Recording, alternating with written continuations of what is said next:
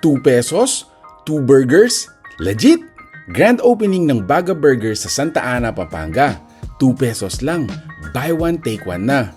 Talagang pinilahan kasi sino ba naman ang hindi magugulat sa ganyan? But here's the real deal.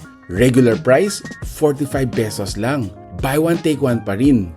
2 burgers, grilled and not fried. May lava rocks pa. Yung patty, grilled with actual lava rocks. Kaya may smoky flavor. Juicy, hindi siya yung typical na fried lang. Comparable yung lasa pero iba yung dating. First bite, sulit. Tapos isipin mo, dalawa yan. 45 pesos lang. May 15 choices pa sila. Burgers, sandwiches, classic cheesy baga kung gusto mo simple. May drinks din. Pero ang standout, longganisa burger, Filipino twist, grilled longganisa patty. Ito yung wow saan to galing moment. At open sila 24/7, literally. Midnight cravings, 3 a.m. gutom, pwede. Monday to Sunday yan.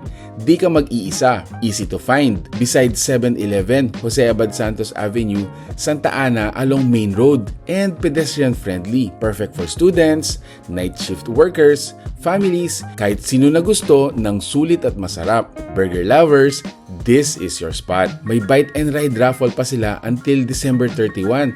Prices, motorcycles, so check their pages for the details. And this is the fact. Baga Burger is the first and only buy one take one grilled burger sa Pilipinas. Grilled with lava rocks, buy one take one, 45 pesos, open 24/7 and 15 choices. At sa Santa Ana pa, Baga Burger Santa Ana, Pampanga, your midnight craving solution.